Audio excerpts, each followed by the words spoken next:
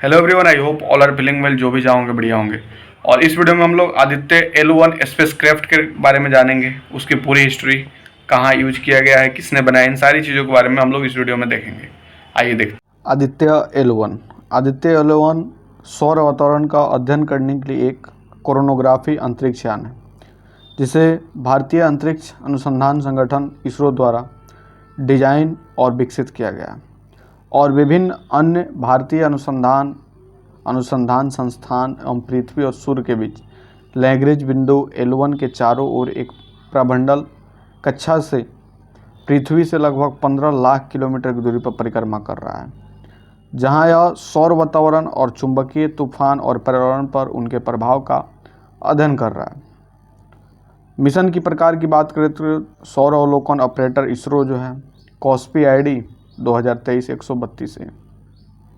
अंतरिक्ष यान PSLV XLF।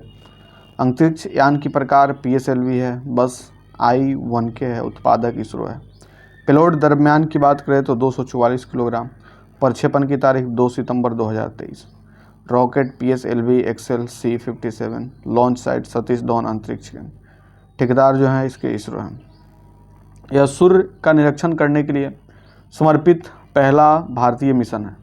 निगार साजी परियोजना के निर्देशक हैं। 2 सितंबर 2023 को 11:50 पर PSLV की C-57 पर आदित्य L1 को लॉन्च किया गया था। इसने लगभग 1 घंटे बाद सफलतापूर्वक अपनी इच्छित कक्षा हासिल कर ली और 12:57 पर अपने चौथे चरण से अलग हो गया।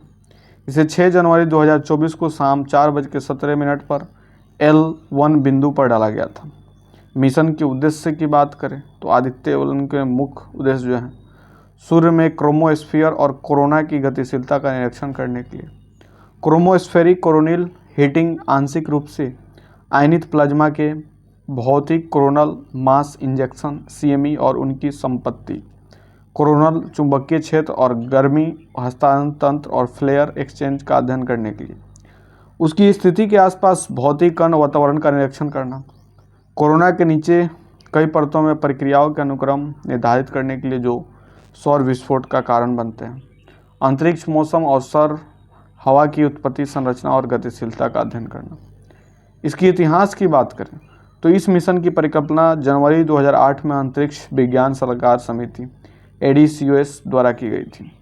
शुरुआत में इसकी परिकल्पना सौर कोरोना का अध्ययन करने के लिए कोरोनोग्राफ के साथ हम कम पृथ्वी की कक्षा 800 किलोमीटर में एक छोटे 400 किलोग्राम 880 पाउंड उपग्रह के रूप में की गई थी। वित्तीय वर्ष 2016-2017 के लिए 3 करोड़ का प्रायोगिक बजट आवंटित किया गया था। तब से मिशन का दायरा बढ़ा दिया गया था। यह एक व्यापक सौर और अंतरिक्ष पर्यावरण वेधशाला बन गया है, जिसे लैग्रेंज बिंदु के नाम से जाना जाता है। इस मिशन का नाम बदलकर आदित्य कर दिया गया था। L1 जुलाई 2019 तक लॉन्च लागत को छोड़कर मिशन की आवंटित लागत 378 करोड़ है। यूरोपीय अंतरिक्ष एजेंसी ESA द्वारा संचालित यूरोपीय अंतरिक्ष संचालन केंद्र ESOC मिशन का समर्थन कर रहा है। 11 जनवरी 2024 को इसरो ने लैग्रेंज बिंदु L1 पर होलो कक्षा में आदित्य L1 पर 6 मीटर मैग्नेटोमीटर बूम को सफलतापूर्वक तैनात किया।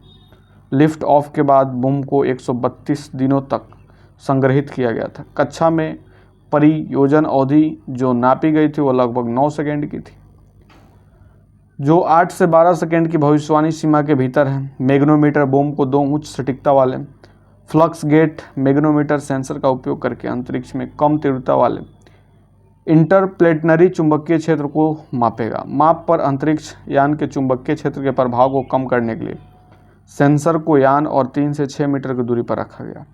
दोहरी सेंसर प्रणाली का उपयोग करने से अंतरिक्ष यान के चुंबकीय प्रभाव को रद्द करने में भी मदद मिलती है और सटीक अनुमान की सुविधा मिलती है। बूम सेगमेंट के निर्माण में कार्बन फाइबर प्रबलित पॉलीमर CFRC का उपयोग किया गया है। स्प्रिंग चालित काज तंत्र के उपयोग के लिए माध्यम से यात्रा के दौरान यान के करीब मोड़ने और वांछित कक्षा तक पहुंचने पर खुलने में सक्षम बनाने के लिए 5 टुकड़ों को जुड़ा जाता है, जैसे कि तंत्र बाहर निकलता है, टिकाए गए अपनी जगह पर लॉक हो जाती है। संग्रहित स्थिति 2 होल्ड डाउन बूम को मजबूती से संरक्षित रखते हैं। टेलीमेट्री स्विच के माध्यम से प्राप्त जानकारी होल्ड डाउन की रिहाई, प्रारंभिक गति और प्रत्येक काज की लॉकिंग को मान्य करती है। अवलोकन की बात करें तो लॉन्च के बाद मिशन को L1 बिंदु के चारों ओर हेलो कक्षा तक पहुंचने में 126 पृथ्वी दिन लगे, जो पृथ्वी से लगभग 1.5 लाख किलोमीटर अंतरिक्ष यान को प्रतिवर्ष 0.2 से 4 मीटर पर सेकंड की स्टेपनेसिंग पर बनाए रखते हुए अपने मिशन अवधि के दौरान हेलो कक्षा में रहने की योजना है। 1500 किलोग्राम का उपग्रह विभिन्न उद्देश्यों के साथ विज्ञापन पेलोड ले जाता है, जिसे कोरोनल हीटिंग और सौर पावन तौर कोरोनल मैग्नेटोमीटरिंग, निकट ईवी और विकिरण की उत्पत्ति और निगरानी, जो पृथ्वी के ऊपरी वायुमंडल गतिशीलता को संचालित करता है, को मापने के लिए उपकरण शामिल है। वैश्विक जलवायु, क्रोमोस्फीयर और कोरोना के साथ सौर प्रकाश मंडल का युग्मन और ऊर्जावान कण प्रवाह और सौर हवा के चुंबकीय क्षेत्र और सौर चुंबकीय तूफानों को मापकर पृथ्वी के चारों ओर अंतरिक्ष पर्यावरण की इन सीटू विशेषता है। आदित्य L1 सूर्य के प्रकाश मंडल, क्रोमोस्फीयर और कोरोना का अवलोकन प्रदान करता है। इसके वैज्ञानिक पेलोड को पृथ्वी के चुंबकीय क्षेत्र के हस्तक्षेप से बाहर रखा जाना चाहिए और इसलिए कम पृथ्वी की कक्षा में उपयोगी नहीं हो सकता, जैसा कि 2008 में मूल मिशन अवधारणा प्रस्तावित किया गया। सौर भौतिकी के क्षेत्र में प्रमुख अनसुलझी समस्याओं में से एक कोरोनल हीटिंग है। सूर्य के ऊपरी वायुमंडल का तापमान है। इसके अलावा यह ठीक से समझ में नहीं आता है कि सूर्य का विकिरण पृथ्वी के वायुमंडल की गतिशीलता को छोटे और लंबे समय के पैमाने पर कैसे प्रभावित करता है। मिशन सूर्य के वायुमंडल की विभिन्न परतों की लगभग एक साथ छवियां प्राप्त करेगा, जिससे ऊर्जा को एक परत से दूसरे परत में स्थानांतरित करने और स्थानांतरित करने के तरीकों का पता चलेगा। इस प्रकार मिशन सूर्य की गतिशीलता प्रक्रियाओं की व्यापक समझ को सक्षम करेगा और सौर भौतिकी और हेलियोफिजिक्स के कुछ उत्कृष्ट समस्याओं का समाधान भी करेगा। अब अगर बात करें पेलोड की, आदित्य L1 के उपकरणों को सौर वातावरण मुख्य रूप से क्रोमोस्फीयर और कोरोना का निरीक्षण करने के लिए ट्यून किया गया। इस C2 उपकरण L1 बिंदु पर स्थानीय वातावरण का निरीक्षण करेंगे। बोर्ड पर 7 पेलोड है, जिनमें से 4 सूर्य की रिमोट सेंसिंग के लिए और 3 इन सीटू अवलोकन के लिए। पेलोड को देश की विभिन्न प्रयोगशालाओं द्वारा विभिन्न इसरो केंद्रों के करीबी सहयोग से विकसित किया गया है। दृश्यमान उत्सर्जन रेखा कोरोनोग्राफ की बात करें तो visual emission line coronagraph Aditya अंतरिक्ष यान का एक प्रमुख उपकरण है। VLC का एक आंतरिक रूप से गुप्त परावर्तक कोरोनोग्राफ है, जिसे विशिष्ट अवलोकन आवश्यकताओं को पूरा करने के लिए डिजाइन किया गया है। यह उपकरण सूर्य के कोरोना 1.25 2.5 ऑक सेकेंड उच्च स्थानिक resolution imaging, 3 mode imaging, spectroscopy और स्पेक्ट्रोपोलरीमेट्री में एक साथ अवलोकन की अनुमति देता है और यहाँ तक कि कोरोनल मास इंजेक्शन का पता लगाने के लिए सहायता के लिए कृत्रिम बुद्धि का उपयोग करता है। यह उपकरण भारतीय खगोल भौतिकी संस्थान बेंगलोर द्वारा विकसित किया गया था।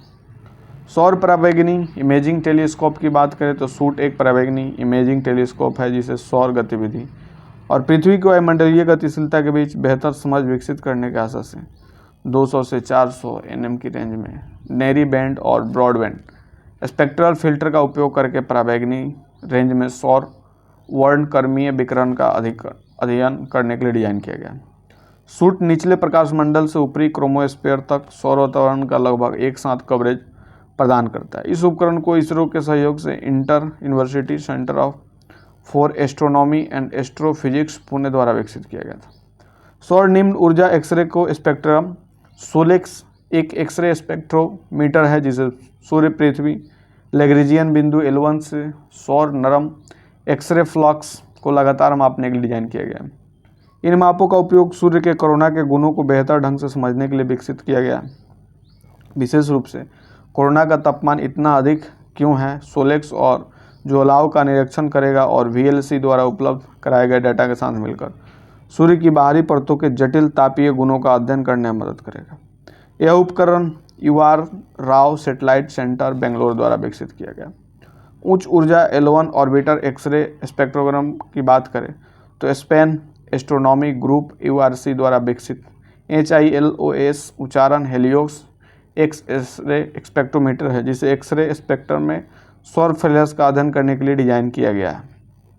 इसके साथ ही अगर हम मिशन प्रोफाइल की बात करें तो 2 सितंबर 2023 को ध्रुवीय उपग्रह प्रक्षेपयान ने श्रीहरिकोटा स्थित सतीश धवन अंतरिक्ष केंद्र में दूसरे लॉन्च पैड से आदित्य L1 का परीक्षण किया।